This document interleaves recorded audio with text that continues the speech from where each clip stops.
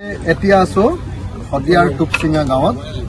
যি টুপচিঙা গাঁৱত আজি আমাৰ ৰাজীৱ ভদিয়াৰ মোৰ ভাই ৰাজীৱ ভদিয়াৰ আদ্যশ্ৰাদ্ধ ৰাজহুৱা আদ্যশ্ৰাদ্ধ মানুহবিলাকে ৰাতিপুৱা 7 বজাৰ পৰা ভাত বনোৱা আৰম্ভ কৰিছিলে।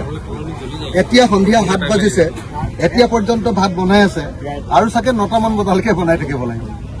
আজি লাখ লাখ মানুহে এনেকৈ আহিছে আৰু মানুহে আহি স্বতঃস্ফূৰ্তভাৱে খুব সুন্দৰ ব্যৱস্থাপনাৰ মাজত খুব সুন্দৰভাৱে মানুহে ইয়াতে ভাত পানী খাবলৈ পাইছে। সকলোৱে প্ৰসাদো পাইছে। ইমান ধুনীয়া ছিষ্টেমেৰে সৈতে শদিয়াৰ মানুহে মানুহক আপ্যায়ন কৰিছে নহয়, আজি সঁচাকৈ এইটো বৰ শলাগ ল'বলগীয়া ঘটনা।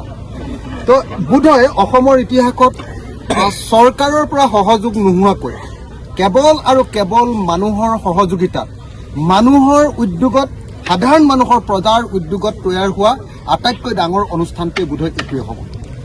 আমি জানো যে বহুতে কয় যে সাহিত্য সভাত বহুত মানুহ হয়, কিন্তু তাতো চৰকাৰৰ টকা লয়। শংকৰ সংঘত বহুত মানুহ হয়, কিন্তু চৰকাৰৰ টকা লয়।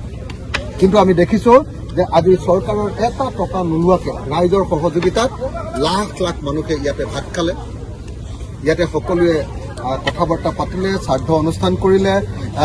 আপোনাৰ 26 যোৰা গায়ন বায়ন হ'ল, 33টা পাকঘৰ হ'ল, 33টা পাকঘৰ, 33খন গাঁৱে 33টা পাকঘৰ, বহুত মানে থালিটো বহুত আছে, কিন্তু পাকঘৰে 33টা।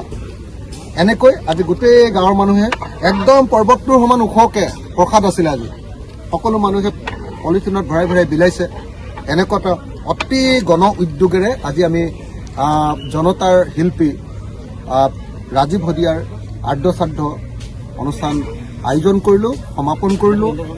আমি সেইকাৰণে মই ভাবোঁ যে ইয়াৰ যিখন উদ্যোক্তা কমিটি, অভ্যৰ্থনা কমিটি, তেওঁলোক একদম কৃতজ্ঞতাৰ পাত্ৰ।